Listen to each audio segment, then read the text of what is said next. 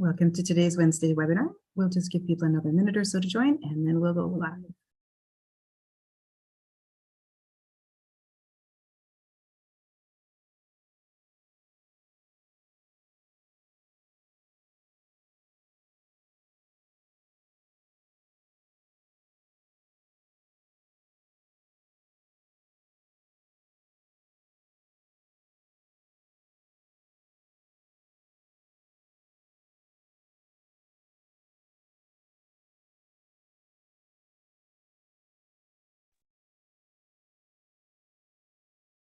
Good afternoon, and thank you for joining us for this week's National Bleeding Disorders Foundation, formerly National Hemophilia Foundation, Wednesday webinar. My name is Fiona Robinson, and I am the series host. In today's webinar, we will learn about the updated FDA blood and plasma donation guidelines, what the bleeding disorders community needs to know. We encourage you to ask any questions you may have today. You can ask your question by using the Q&A feature at the bottom of your screen at any time during the webinar. We will monitor these questions, and following the speaker's presentation, I will put your questions to them. This webinar is being recorded and will be available to the community beginning on Friday, October 27th.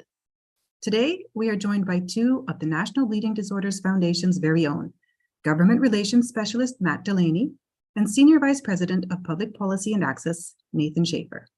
I'd like to thank Matt and Nathan for joining us today, and I will turn things over now to Matt to get us started. Wonderful. Thank you so much, Fiona. And thank you all for joining us here today on our Wednesday webinar, Updated FDA Blood and Plasma Donation Guidelines, what the bleeding disorders community needs to know. And as Fiona said, I'm joined today by Nathan Schaefer, our Senior Vice President for Public Policy and Access. And today we're going to go over the most updated FDA blood and plasma donation guidelines, particularly for individuals, allowing individuals known as men who have sex with men, being able to donate blood and plasma, kind of how we got there, and also what this means for the bleeding disorders community. And we're going to go through all of kind of the multi-year steps and data that has been reviewed over a long period of time that ultimately led to this decision. Really excited for today's webinar, particularly interested. I am an individual with von Willebrand's disease myself and utilize a plasma-derived treatment for my treatment of my VWD. So this is an issue that has been of particular relevance and interest to me in our work in the public policy and access staff of NBDF, alongside the work in blood and product safety as well. So here's a little bit about our mission. NBDF, we're dedicated to finding cures for inheritable blood and bleeding disorders and to addressing and preventing the complications of these disorders. And we do that through research, education, advocacy, enabling people and their families to thrive. And here are just some of the pieces that fit into our mission. So as I said, a little bit of what we're going to cover today. We want to set the stage a little bit more about why is blood and plasma, and therefore the safety of blood and plasma, so important to the bleeding disorders community in particular. We then want to go into a little bit about all the time that has been spent on NBDF's front alongside other members of the community that ultimately led up to this decision and the spaces in which NBDF is involved in the blood and plasma safety space. We're going to go over a little bit about the data and the studies that were used to lead up to this decision, and talk a little bit about what the decision actually is and its history, and then moving forward to implementation and kind of where we go from here. But a little bit about background on plasma and how it relates to bleeding disorders, particularly in today's treatment landscape. Previously, blood and plasma has been used for a very long time to treat bleeding disorders, hemophilia, VWD, rare bleeding disorders alike. But especially with today's treatments, it still plays a rather large role in treatment and treatment options today.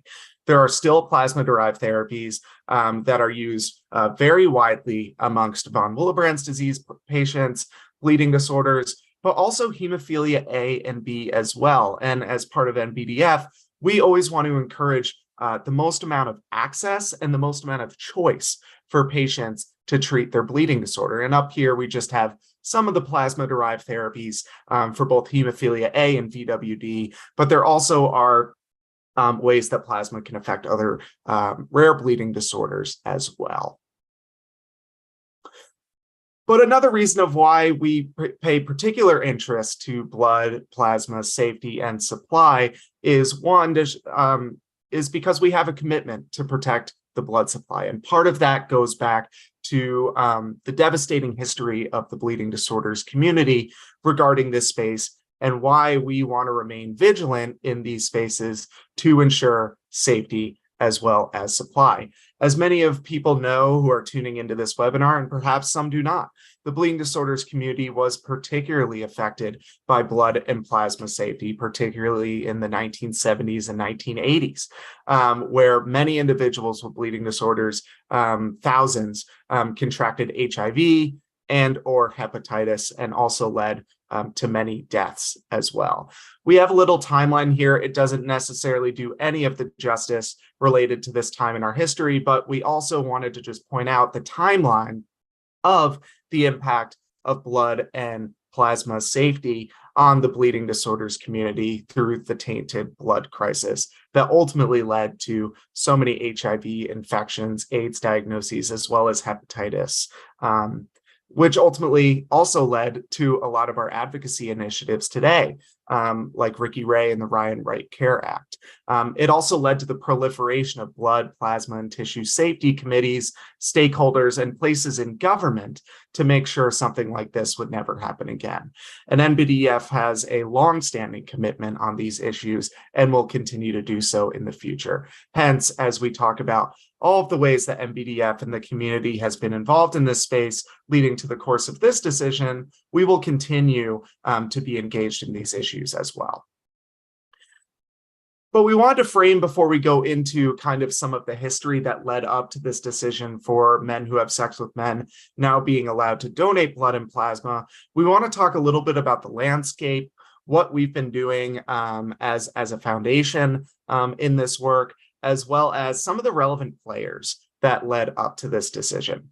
So after the tainted blood crisis of the 1970s, 80s, and 90s, talking about those government stakeholders and committees, one of which of particular relevance and will be mentioned throughout the webinar today is the Health and Human Services Advisory Committee on Blood and Tissue Safety, also known as ACB-TSA.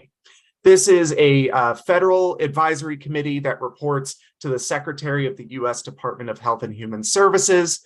It meets multiple times a year and is a 31-member committee that encompasses all individuals in this spectrum and space of blood and tissue safety.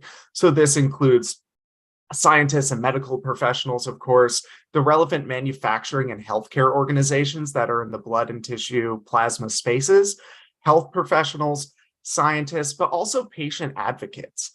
Patient advocates have always played a huge role in this committee, and NBDF has always been engaging either through members of the community that we've been able to nominate to this advisory committee, but also really making sure that bleeding disorders continues to be represented on this committee as well, given both the role of blood and plasma in treatment options as well as tissue and organ safety, but also the lived experience and the lived experience experts in our community that are so vital in some of these decision-making processes. So we have often had bleeding disorders representation on ACB-TSA and really provides these policy and science recommendations to HHS, and in turn involves the FDA and other relevant governmental stakeholders as well, that ultimately leads to these decisions, including this new universal risk-based deferral questionnaire and policy that was implemented in May of this year.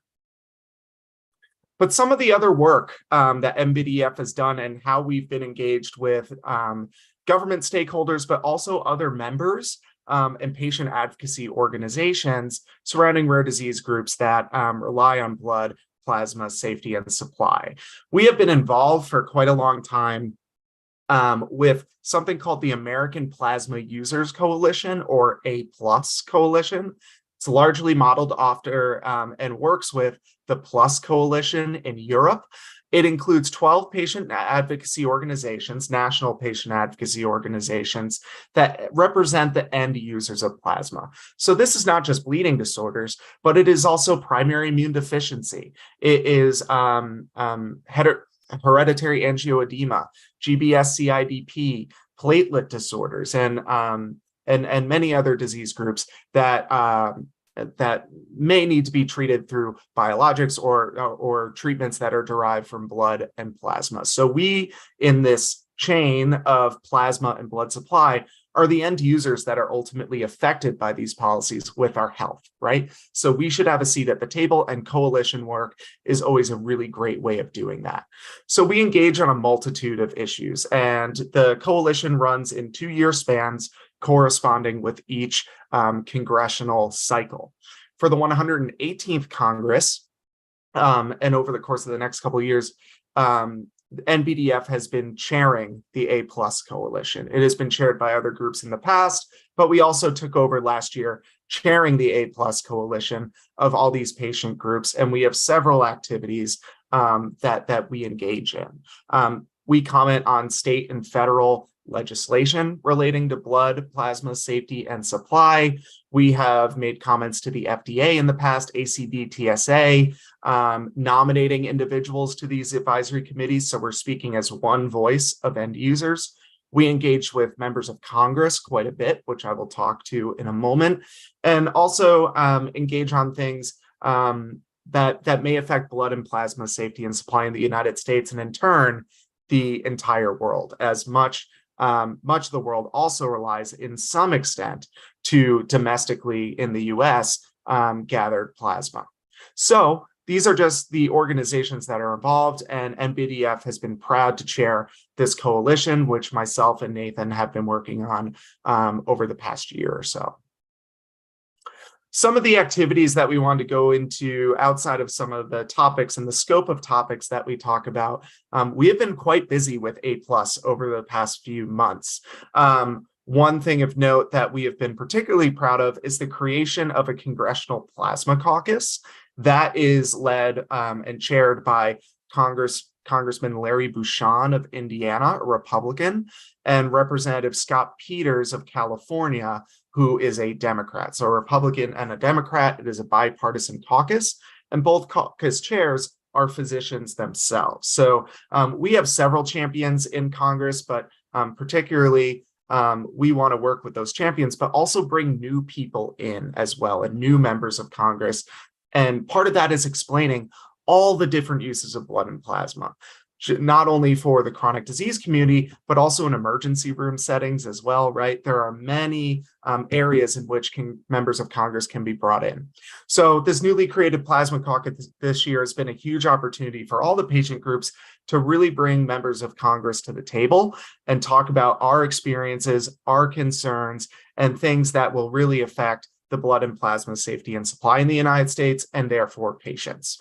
We had our first caucus briefing in May. I was there alongside other members of the coalition to talk from the patient experience. We also had individuals from throughout the different sectors, including the emergency room setting. We have also been participating in Hill Days. We have had 2 Hill Days as part of the A+ coalition just in September, where we have been advocating for members to join the Plasma Caucus. We have talked to them about this topic as well, and we continue to try to get them to engage on these topics a little bit more, and having them recognize how important these topics are, no matter how maybe niche it may be in Congress as a whole. And we've had a lot of success. We've had many members join the Plasma Caucus from all different parts of the country, different sides of the aisle. And it's been a really good conduit for these patient advocacy organizations, including bleeding disorders, to really have more connections with members of Congress as well. We look forward to having more briefings. We want to really explain the vein-to-vein concept from a donor all the way to a end user, such as a person with a bleeding disorder, to members of Congress, and really getting them to further understand the issues and why they're so important to the rare disease community, but also the entire country as well. So the Congressional Plasma Caucus, that is something that we've obviously been trying to work on for the last couple of months here. We have an action alert, which I can post into the chat relatively shortly. I should have given it to Fiona, my apologies, but where you can actually directly go to this page and you can fill out your information, and it will send a email or a letter to your member of Congress encouraging them to join the Congressional Plasma Caucus. It's super easy. It will take you around 60 seconds total, and will ultimately play a huge role in getting more individuals and members of Congress involved on these issues. So we did want to make sure we gave a shout out to that as we move forward into how A+ has been involved, where it fits in this space, and also where we're moving in the future as well. So how did A+ engage on this policy change with men who have sex with men being able to donate blood and plasma? A+ played a pretty pivotal role from the patient advocacy perspective on these changes being made. It had been clear from the beginning from the FDA and the relevant government officials that they really want the patient advocacy input before making decisions such as these, as for the reasons that we've explained before, right? So this real conversation has been happening for some time, but in terms of action, really started in around December 2022, January 2023 of this year, when the proposed guidance, which was ultimately adopted, was released for an individualized risk-based assessment, no matter of any sexual orientation, for blood and plasma donation. The FDA was engaged. We had spoken with, as a coalition, as well as other patient advocacy groups, with Dr. Peter Marks in the FDA, who held many listening sessions and feedback sessions regarding this. But they encouraged comment from patient advocacy organizations, particularly those representing end users of blood and plasma, which is exactly where A+ comes in. So this took quite some time amongst conversations with the coalition, going through all of the data and timeline and history that Nathan's going to talk a little bit about in a minute that led up to this decision. And ultimately, we came together as a coalition of these 12 national patient advocacy groups, reviewing the guidance, the data, everything that has gone into this proposed decision, which we'll talk about in a moment, and voted to support these draft guidelines. So we as A+, part of the letter is on the right side of your screen there, encouraging the FDA to finalize these decisions, why it's important for supply, and why this is still a safe and equitable change to the guidelines for donation of blood and plasma. And we include things such as the data, the pathogen inactivation, many other things that went into this decision. We submitted that in about March or April of this year, alongside comment on regulations.gov to the FDA, formal letter of support. And ultimately, these guidelines were finalized in May of 2023, which we'll be talking about more later. But after that, the continued engagement of the FDA has been there. They continue to engage patient groups, see how things are going, and we're also going to talk about a little bit of the implementation later. But for now, I'm going to turn it over to Nathan, who has been involved in this issue for quite some time, to talk a little bit more about the history, as well as what these current guidelines are and how we got there. So Nathan, it is over to you. Great, thank you, Matt. I want to say thank you to everybody who joined today. This is a topic that has received a lot of focus and controversy over the years. We're really excited where the ultimate policy has ended up, but wanted to spend a few minutes just talking about the history of the policy specifically in the United States. So I think we all know, as Matt outlined, the first cases of HIV were identified in June of 1981. It was realized it was in a baby, a hemophilia child in the spring or summer of 1982. In 1983, the FDA implemented a policy that asked if you were a man who has had sex with other men with multiple partners recently. That was first adopted in 1983. In 1985, they realized that they needed to be more strict about the specific behavior that they were asking about. And so for a very long time, The question on the donor history questionnaire was, are you a man who's had sex with another man even once since 1977? And we'll talk about the focus on that policy and where people poked holes into some of the inconsistencies in a moment. In 2015, in December, the FDA moved to a 1-year deferral, meaning if you're a man who's had sex with another man, as long as that encounter was more than 12 months ago, you'd be eligible to donate either blood or plasma. That mirrored the policy changes that were happening in quite a number of other countries, which we'll talk about in a subsequent slide. In 2020, in April, in the midst of the COVID-19 epidemic, the FDA recommended that they'd be moving from a 1-year deferral to a 3-month deferral. And I'll speak about the focus on that momentarily, specifically about the window period.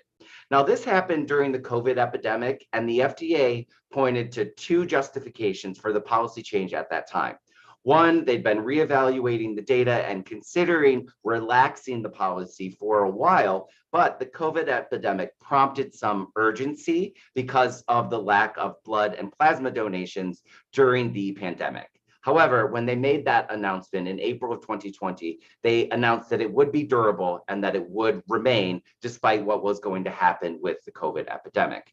And then, as Matt outlined earlier this year, they first proposed and then moved forward adopting the new individual risk-based assessment, which brings us to today.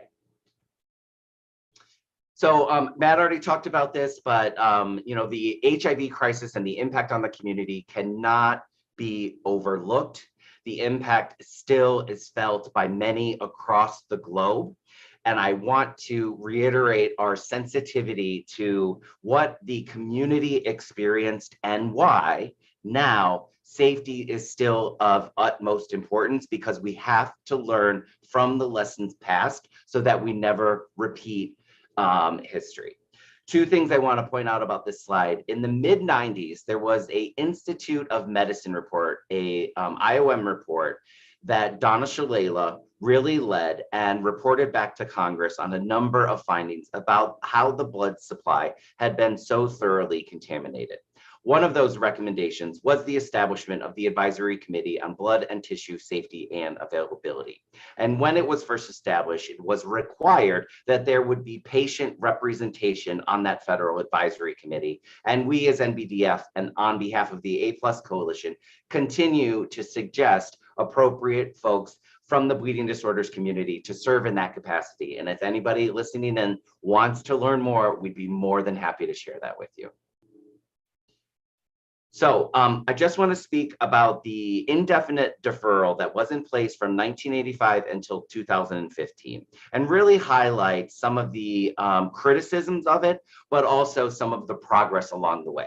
First of all, we've talked a bit about the ACB-TSA Federal Advisory Committee. There is another one of the Food and Drug Administration called the Blood Products Advisory Committee.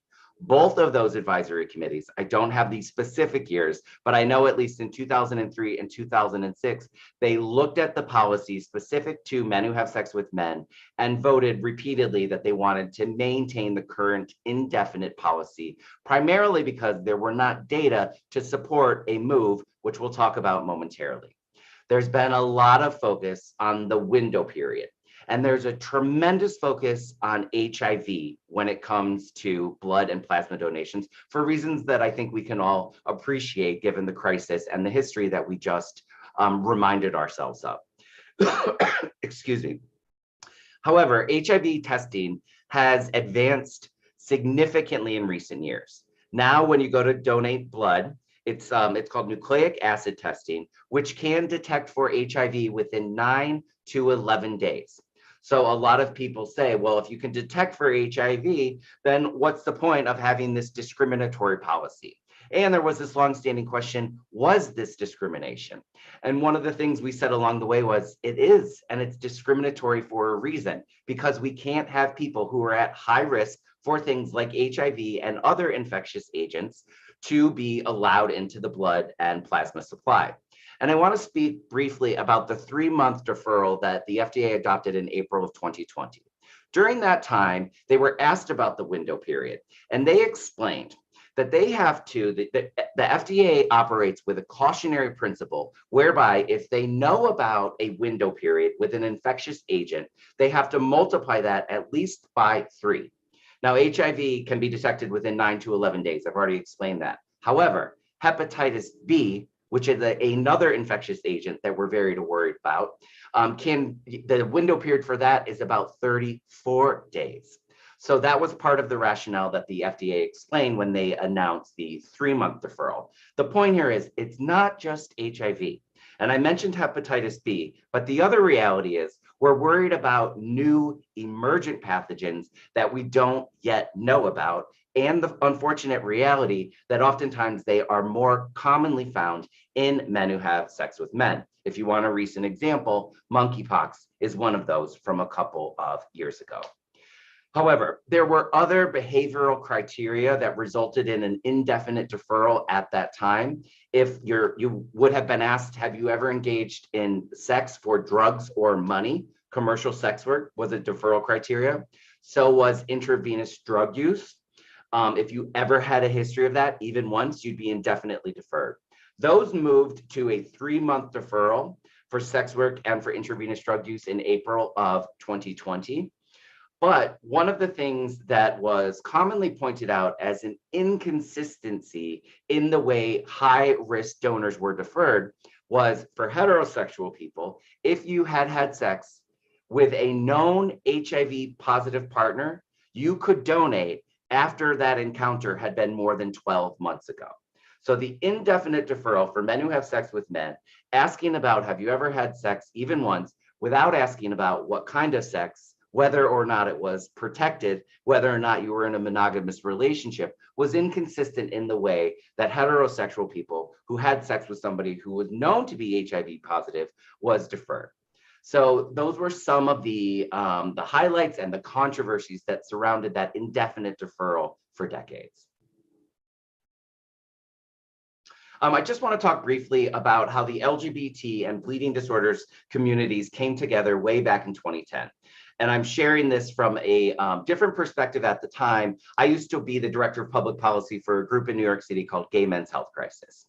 And in February of that year, we issued a report criticizing the current FDA policy. And fortuitously, I got to know the bleeding disorders community just before the Advisory Committee on Blood and Tissue and Safety and Availability officially met in June of that year to review the policy. I also have to acknowledge that it was around that time that I ran into and met Marilyn Ness, who was the director of the Bad Blood documentary, which gave me a much more valid and comprehensive appreciation of the history of HIV as it impacted the bleeding disorders community. And I'll speak more about that on the next slide. So I just want to be very clear that formerly NHF and now NBDF are positioned historically about the deferral criteria for men who have sex with men.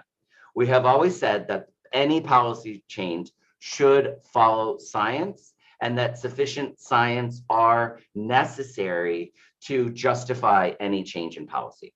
We also acknowledge that we need as many healthy, eligible, reliable donors to donate both blood and plasma on a consistent basis. We need as many donors as possible. However, considering all of that, no change in policy should ever result in any elevated risk to end users of blood and plasma derived products.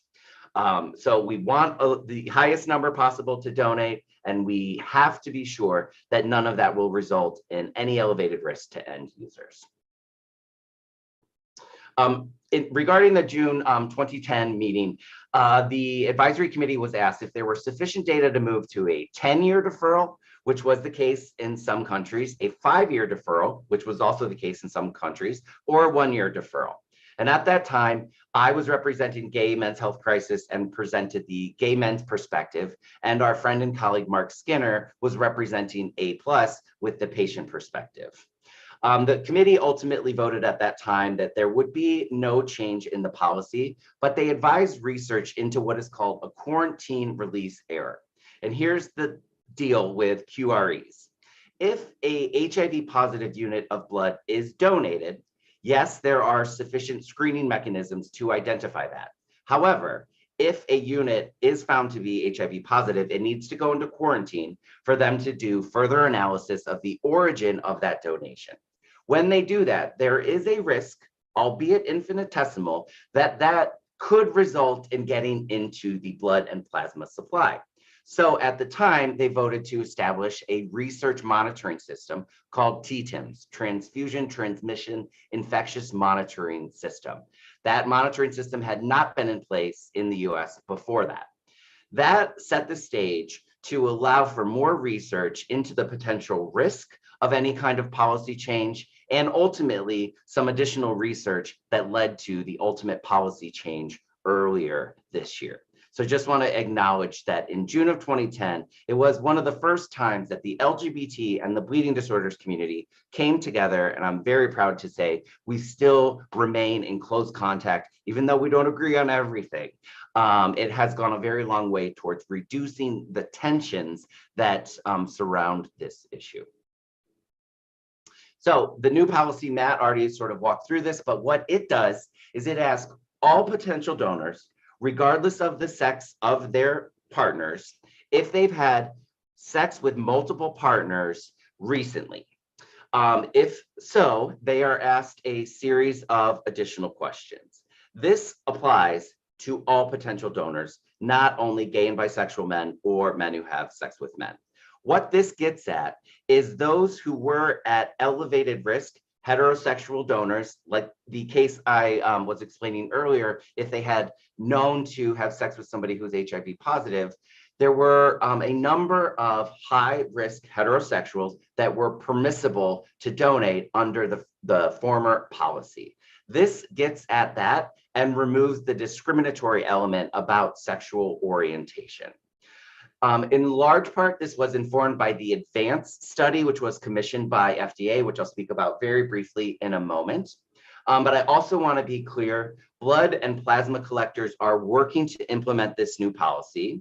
The Red Cross, I believe just earlier this month, announced that they were going to implement it. But I also want to be clear, these new policies are not required. Blood and plasma collection facilities do not have to relax their policies to this extent. They can, but they're not required to. Matt and I visited a plasma collection facility here in my home state of Illinois recently, and they were still operating with a 4-month deferral for men who have sex with men. We don't need to get into their rationale, but I just want to be clear, they don't have to implement this.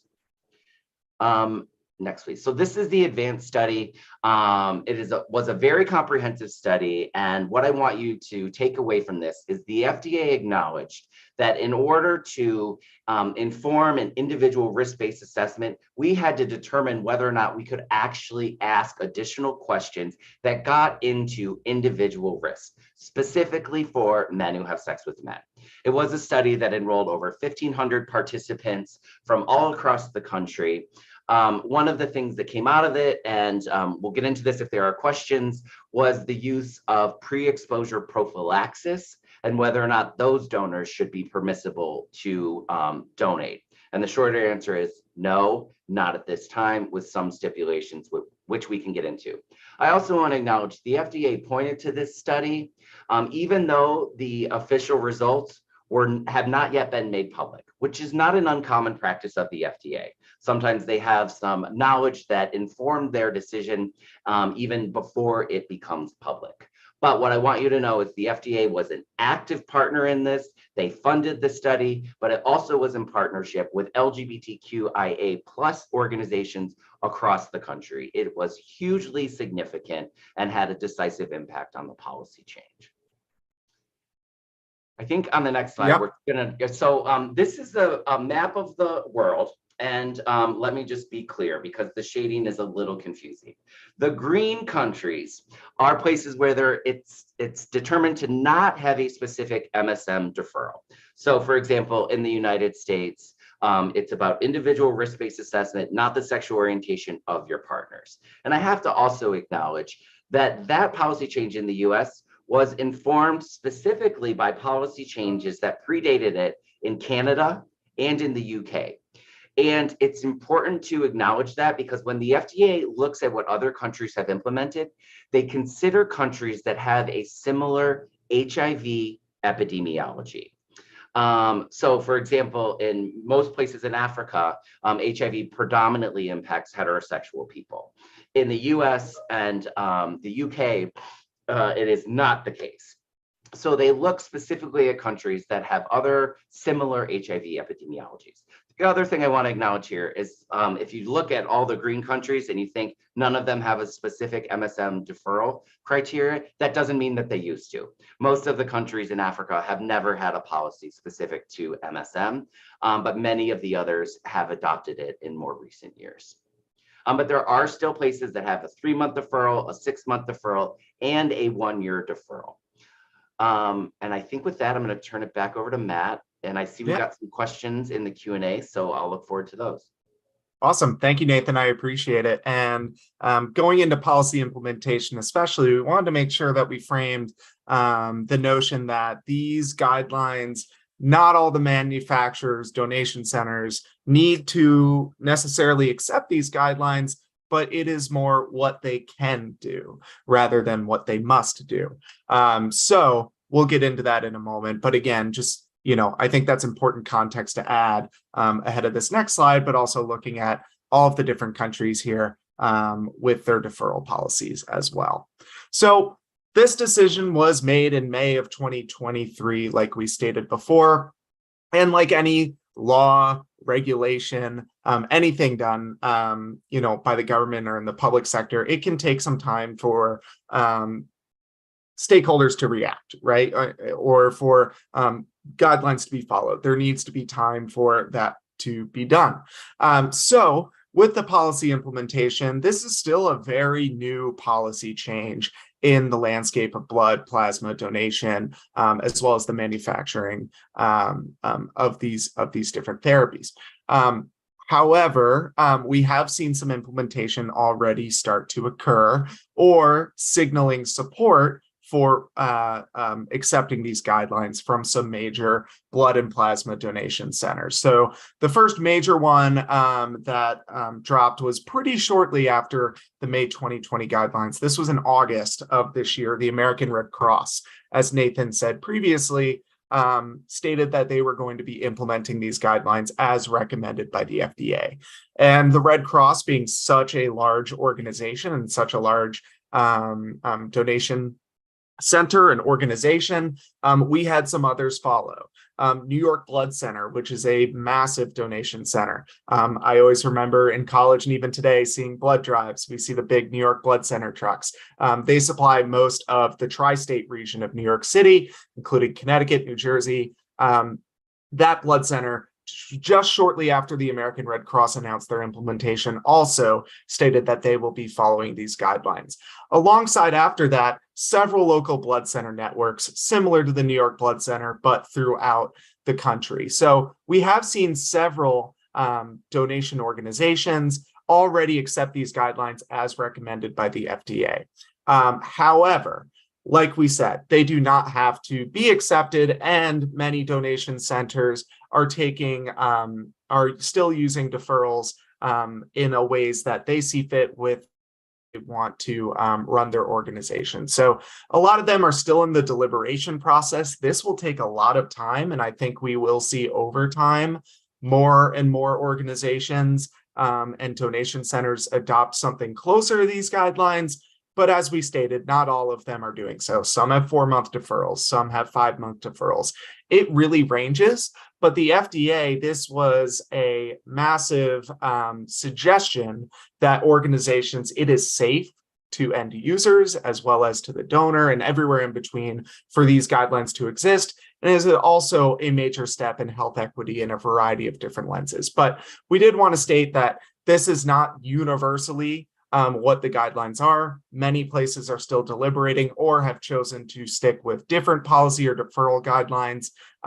But this will also take time, and I think we'll see more and more centers maybe adjust closer to this policy over time. So, but the American Red Cross was a massive organization to accept these we saw many follow suit, and we may continue to see so. But this was a massive step in health equity, while also recognizing that individuals, men who have sex with men, can donate blood given these criteria and guidelines without an adverse safety effect to the blood and plasma donation supply. So with that, we are happy to take your questions. Again, we thank you for joining us.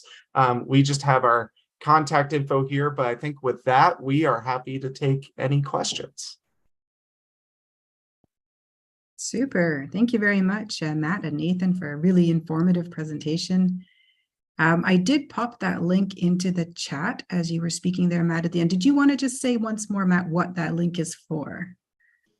Oh, yes. Thank you, Fiona. That is the link to our action alert for individuals to contact their members of Congress to urge them to join the Congressional Plasma Caucus.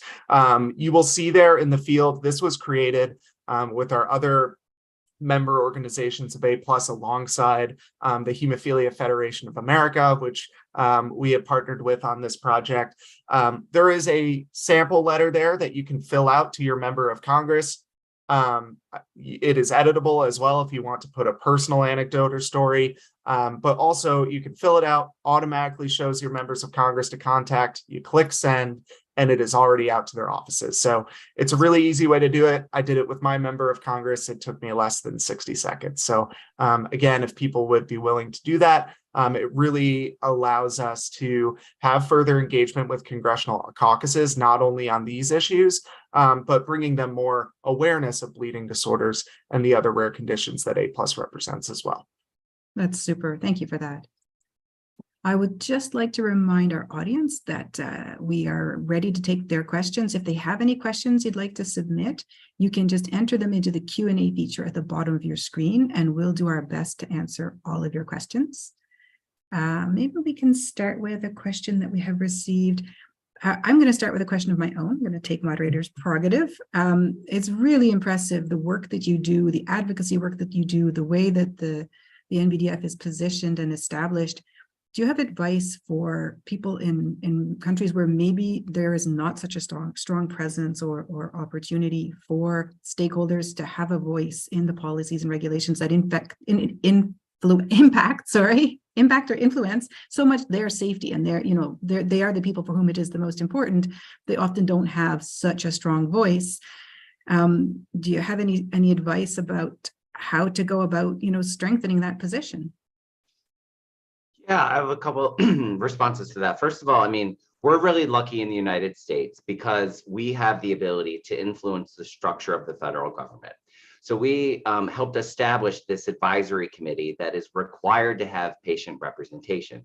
Many other countries don't have that kind of luxury of having a seat at the table.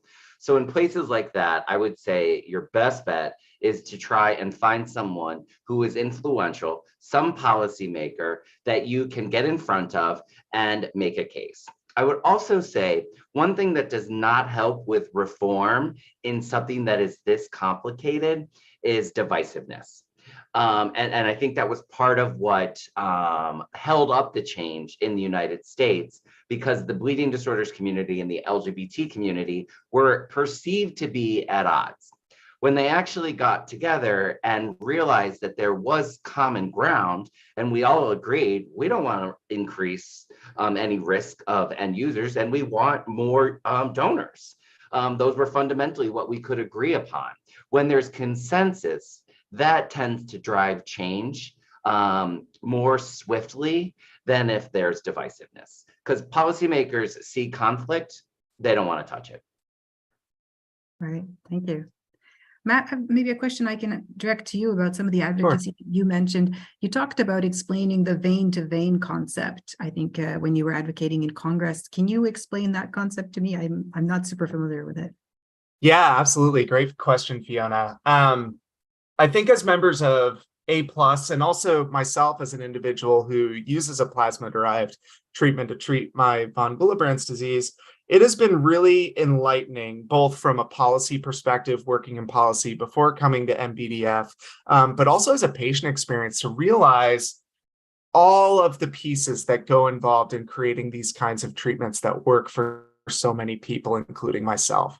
When using a plasma-derived treatment, I mean, I knew it was a plasma-derived treatment, but I didn't necessarily understand fully how it goes from a human being in a donation center, such as the one we toured in Illinois, all the way to my vein when I infuse myself. So I think having that misconception myself, I think we have seen that proliferate, especially when we're talking about these issues to a member of Congress or to any other stakeholder. So what we've been trying to do alongside all of our partners with A+, as well as some of the donation centers, is to educate members of Congress how plasma is truly different. There is a raw material there that needs to be collected in order to create these therapeutic medications, not just for bleeding disorders, but for all the members of A+, like primary immune deficiency, for example. So the way we want to show that is to have members understand what the donation process is like and hear from donors as well on why they donate plasma or why they donate blood, and kind of the infrastructure in place that's needed for that, the safety that's involved of collecting the plasma, storing the plasma before manufacturing into a therapeutic. One thing that we like to show is, like, through plasmapheresis, there's a machine that spins the plasma that is able to separate all of the proteins that is used for manufacturing of therapeutics. So actually seeing that process is really enlightening. And then ultimately to the manufacturing process, to the end user.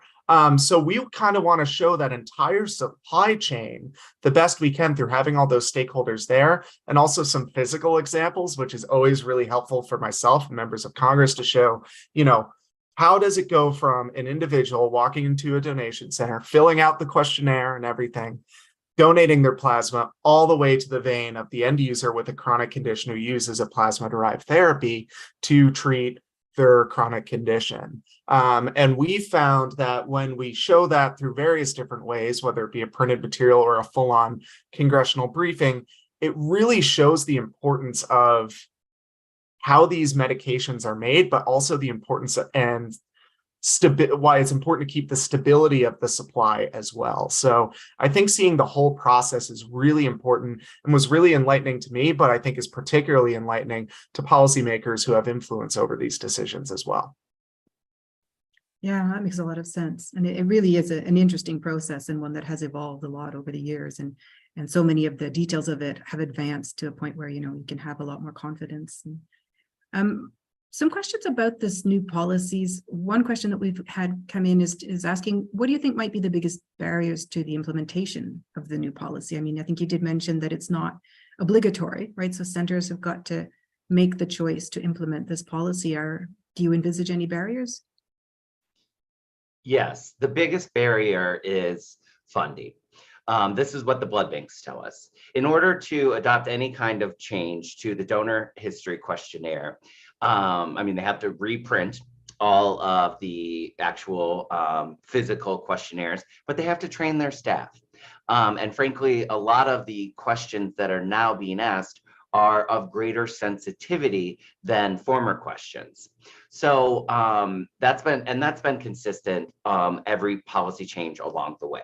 I can tell you that when they adopted the 1-year deferral in 2015, we were hearing from donors who should be eligible under the new policy, who went to donate a year and a half after December of 2015, and their local blood bank still didn't even know about the policy change. So it's about funding for the blood banks to actually implement it, training and awareness, how that communication all gets trickled down.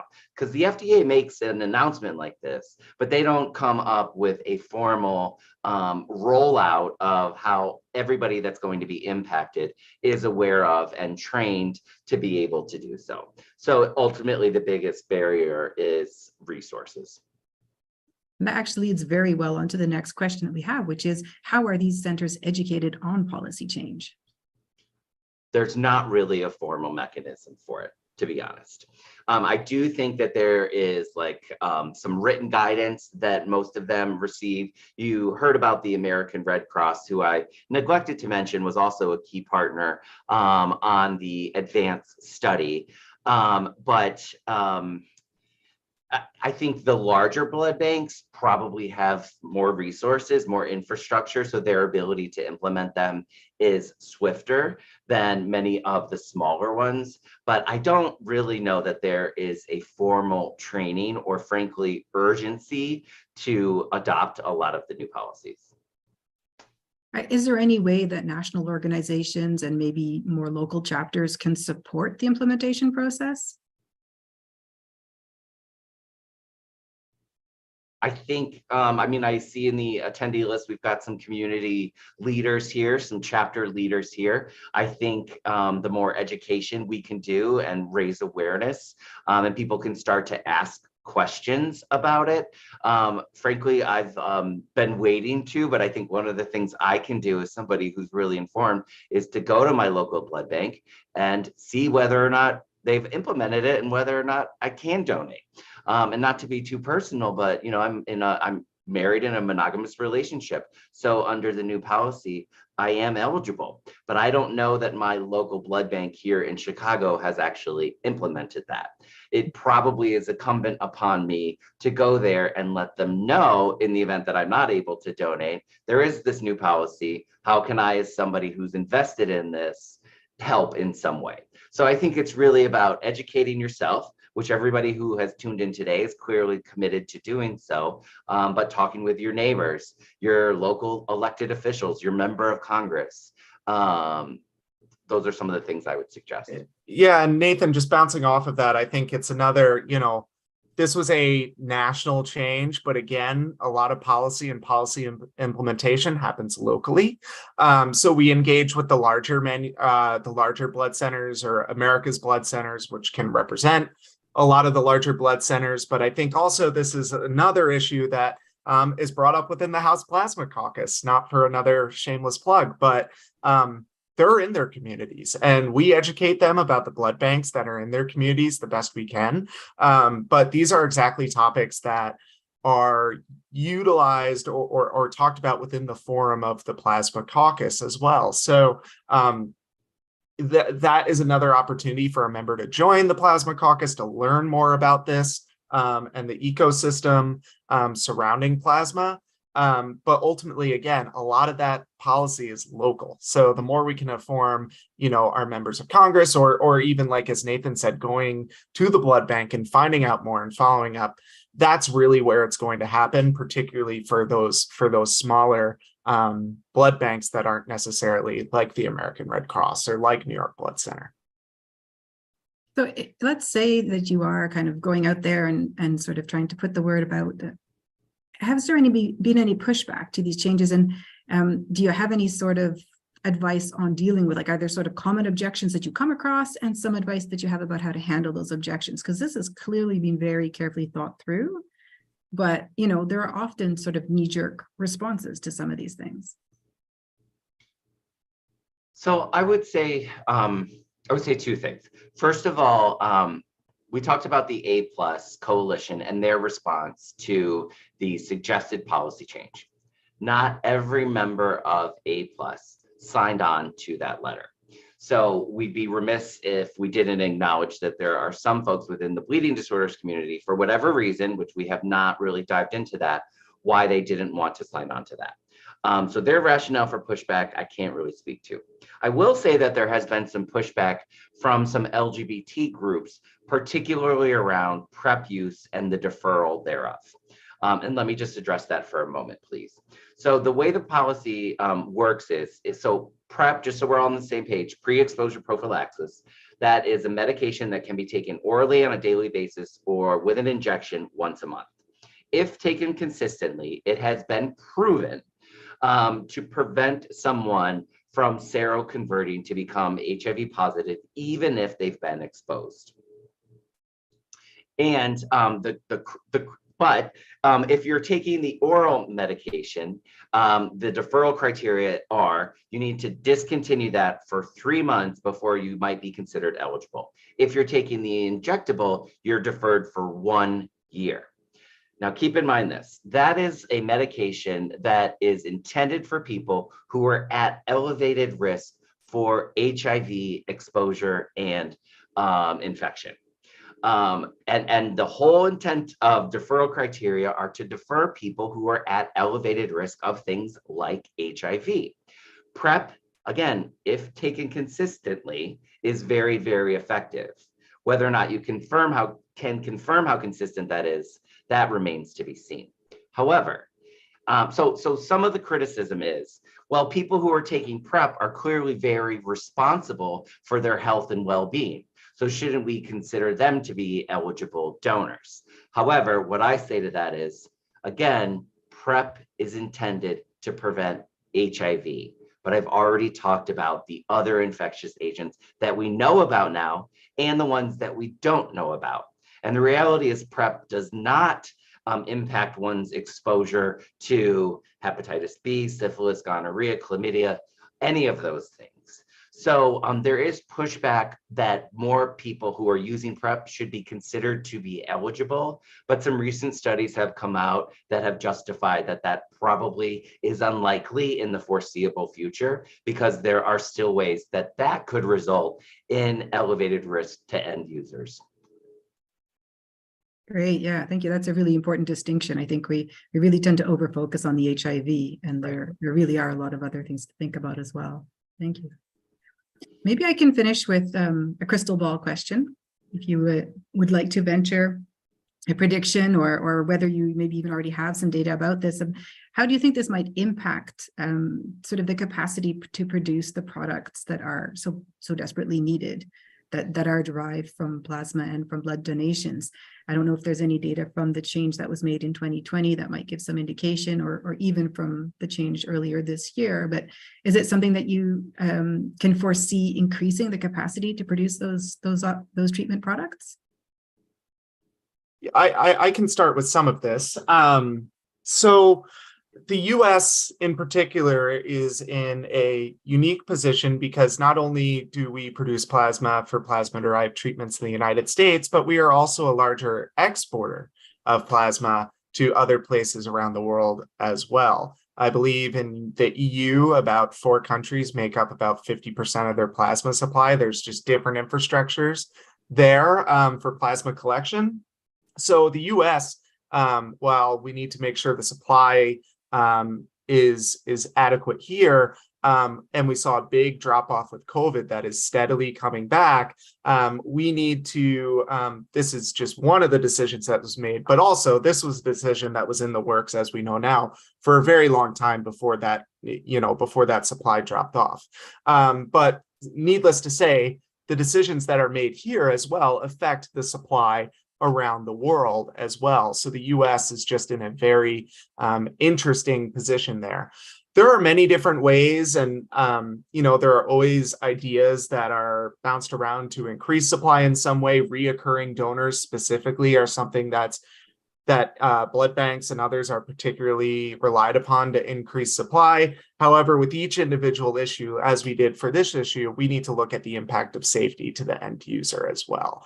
And we've taken stances on both sides throughout the years, this being the most major that we were in support of in a very long time, both from a supply as well as a health equity lens. But these will continue to occur, and we will have to look at the data and the science each time. But yes, this certainly will have an impact on an increase of supply. And I think through a lot of the A+ activities, not only, safety is going to be paramount always, but supply is also a part of that safety conversation as well. So we are hoping to, keep seeing those reoccurring donors and donations increase. But I'll leave it to Nathan for any other comments there.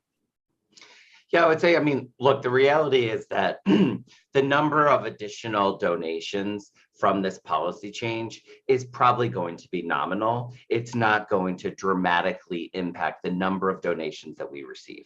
However, there are impact in a couple of other ways. First of all, I think it makes the blood manufacturing and collection process safer by screening for individual risk behavior of all potential donors. I do firmly believe that will result in an increase in the ultimate safety of the products.